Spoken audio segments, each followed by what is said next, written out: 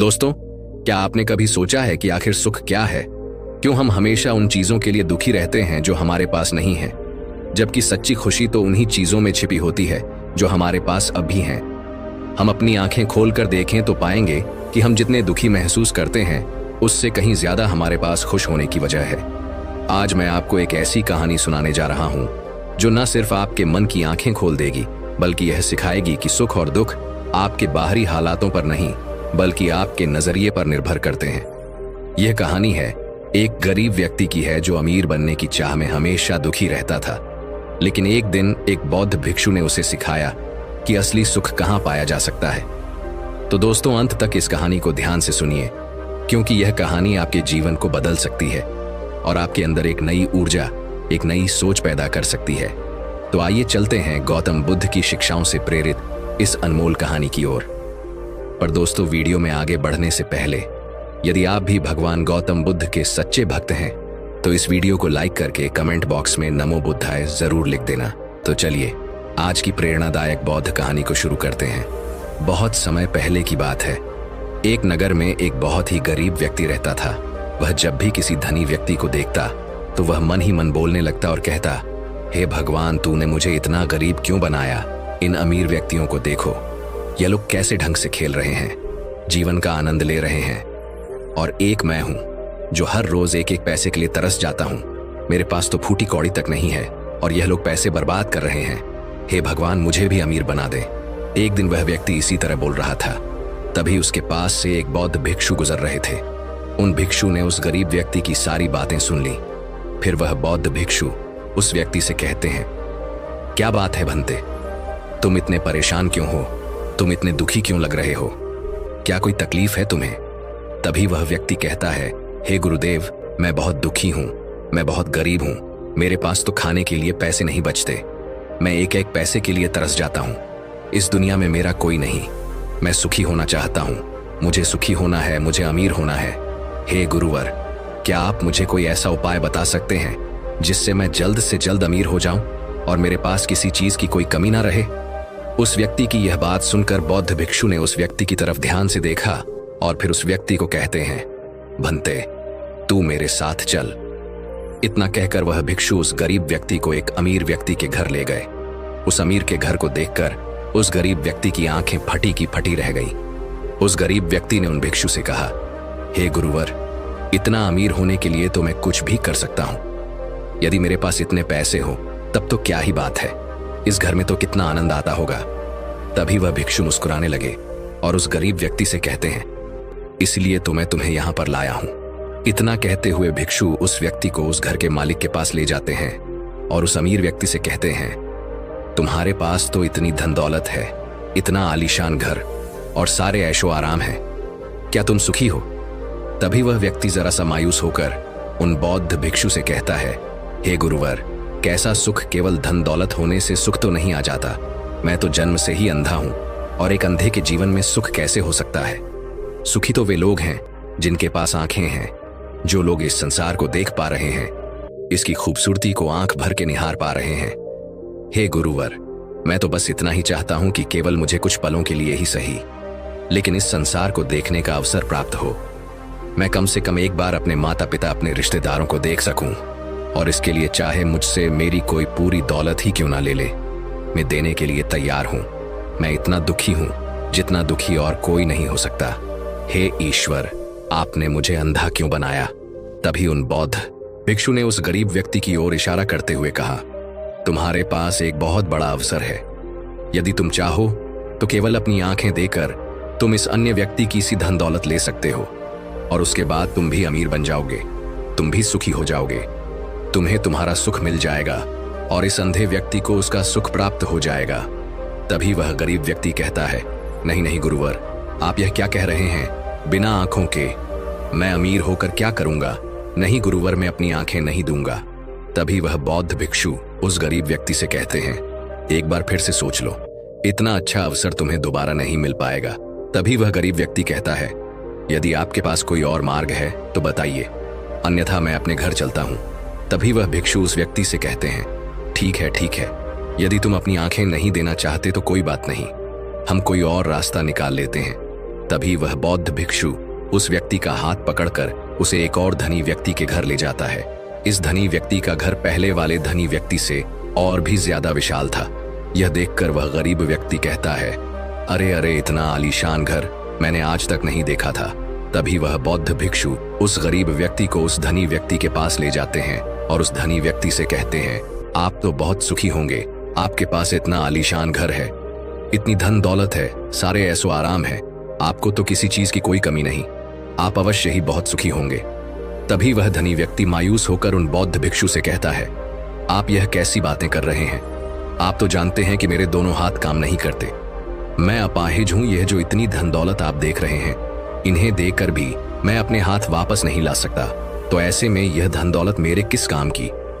इससे तो अच्छा होता कि ईश्वर ने भले ही मुझे गरीब बनाया होता, लेकिन कम से कम मेरे दोनों हाथ मुझे सही दे देता। ना जाने भगवान ने मुझे क्यों अपाहिज बना दिया। जितना दुखी मैं हूं, उतना दुखी और कोई नहीं होगा।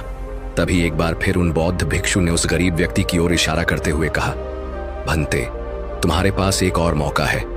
यदि तुम चाहो तो अपने दोनों हाथ देकर इस अमीर व्यक्ति की सारी धन दौलत ले सकते हो। क्या कहते हो? क्या तुम तैयार हो?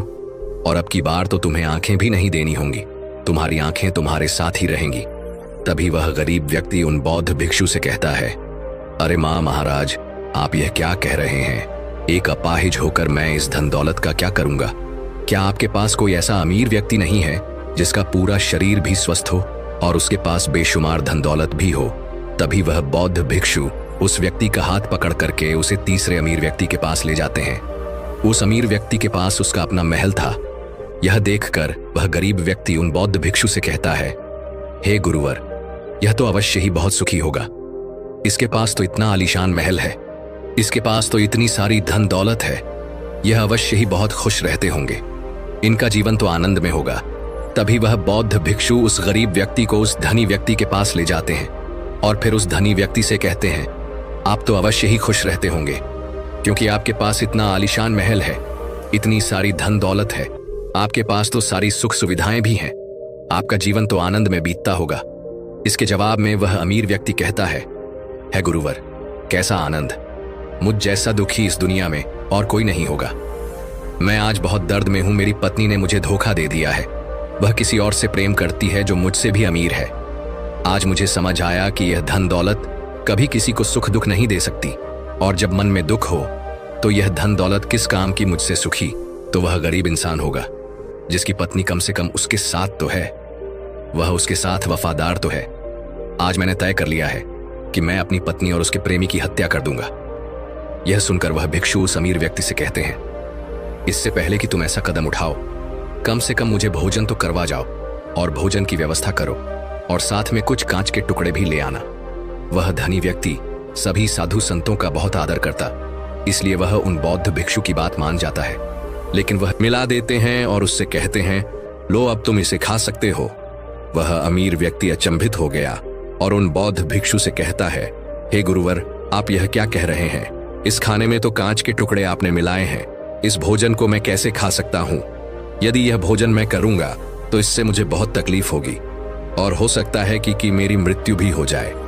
तभी वह भिक्षु मुस्कुराने लगे और उस अमीर व्यक्ति से कहते हैं, तुम्हें यह बात तो समझ में आ गई, लेकिन तुम्हें यह बात नहीं समझ में आती कि अगर इस भोजन को खाना है तो इस भोजन के कांच के टुकड़ों को तुम्हें निकालकर अलग करना ही होगा, तभी यह भोजन तुम्हारे खाने योग्य बनेगा, और तब यह भोजन तुम्हें कोई तकलीफ नहीं देने वाला बल्कि तुम्हें सुख ही प्रदान करेगा।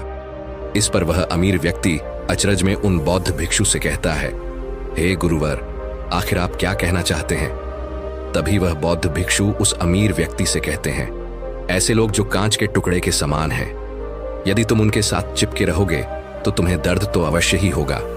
जिस प्रकार यह कांच का टुकड़ा मिला हुआ भोजन तुम्हें दर्द प्रदान करेगा, इसलिए इसका समाधान तो यही है कि तुम इन कांच के टुकड़ों को भोजन से अलग कर दो और जो है उस पर ध्यान दो, अर्थात कि तुम उन लोगों को भूल जाओ जो तुम्हारे जीवन में नहीं है और उन लोगों पर ध्यान दो जो इस समय तुम्हारे साथ है, जैसे कि तुम्हारी पुत्री, वह भी तो तुम्हारे प्यार की भूखी है। क्या तुम्हारा यह कर्तव्य नहीं है कि तुम उसका ख्याल रखो, उसकी परवरिश करो? आगे भिक्षु उस अमीर व्यक्ति से कहते हैं, सुख तो तुम्हारे पास ही है, बस इन कांच के टुकड़ों को, अर्थात अपनी पत्नी और उसके प्रेमी की हत्या करने का यह विचार अपने मन से निकाल दो था। यह कांच के टुकड़ों से मिला हुआ भोजन के समान ही होगा और इसका परिणाम भी बहुत भयानक होगा। वह भिक्षु इतना कहकर शांत हो गए और समझ में आ गई। उन्होंने तुरंत ही उन बौद्ध भिक्षु के चरण छुए और वह अमीर व्यक्ति कहने लगा, हे गुरुवर, आपने मुझे पाप करने से बचा लिया है। मैं आपका बहुत बहुत आभारी हूं। उसके बाद वह भिक्षु उस गरीब व्यक्ति को लेकर आगे की ओर निकल जाता है। तभी रास्ते में वह गरीब व्यक्ति उन भिक्षु से कहता है, हे गुरुवर, क्या इस दुनिया में ऐसा कोई नहीं है जो सुखी हो? तब वह भिक्षु उस गरीब व्यक्ति से कहते हैं, भंते, आखिर तुम सुखी क्यों नहीं हो? इस पर वह गरीब व्यक्ति कुछ देर के लिए सोच विचार करता है, लेकिन उसके पास कोई जवाब नहीं होता।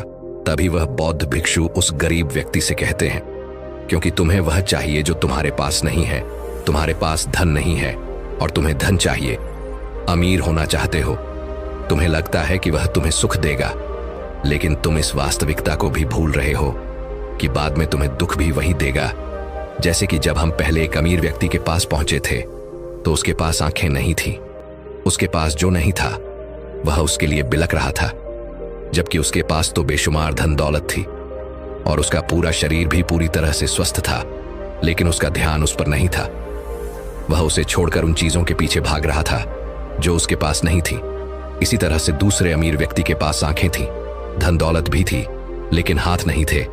इसी प्रकार जो चीज उसके के पास थी वह उसका आनंद नहीं ले रहा था, बल्कि वह तो इस दुख में था कि उसके पास उसके हाथ नहीं है। और ठीक इसी प्रकार से तीसरा अमीर व्यक्ति भी दुखी था, क्योंकि उसके पास तो धन दौलत भी थी, ऐशो आराम भी था और उसके पास तो उसका पूरा शरीर भी था। वह पूरी तरह से स्वस्थ और तंदुरुस्त भी था, लेकिन फिर भी वह दर्द में था, क्योंकि उसे उसकी पत्नी ने धोखा दे दिया था, जो उसकी कभी हो ही नहीं सकती थी। जो स्त्री केवल धन के लिए किसी और के साथ भाग जाए, क्या वह उसका साथ कभी दे सकती थी? नहीं। लेकिन उस अमीर व्यक्ति के पास जो था, अर्थात उसकी पुत्री, वह उसके बारे में सोच ही नहीं रहा था। आगे वह भिक्षु उस गरीब व्यक्ति से कहते हैं, अमीर गरीब होने से दुख और सुख का कोई मतलब नहीं होता। अमीर हो या गरीब, हमारे दुखी होने का एकमात्र कारण यही होता है कि हम हमेशा उन चीजों के पीछे भागते रहते हैं जो हमारे पास है ही नहीं, और जो वर्तमान में हमारे पास है हम उस पर ध्यान ही नहीं देते और ना ही उसका आनंद ले पाते हैं। हम तो केवल भविष्य में घूमते रहते हैं, भूतकाल में अटके रह जाते हैं, और यह सारी गलतियां हम वर्तमान की जमीन पर करते हैं। और यही कारण है कि तुम कभी आनंदित हो ही नहीं पाते, तुम कभी खुश नहीं रह पाते, क्योंकि जो आनंद का समय है, अर्थात वर्तमान का समय, वह तो यूं ही नष्ट हो जाता है। तभी आगे वह भिक्षु उस गरीब व्यक्ति की ओर इशारा करते हुए कहते हैं, भंते, तुम मुझे यह बताओ, क्या तुम्हारे पास उन तीनों अमीर व्यक्तियों के दुखों में से कोई एक भी दुख है? तभी वह गरीब व्यक्ति सोच विचार कर केवल अपने आज पर ध्यान दो और अपने कर्म पर मन लगाकर करो।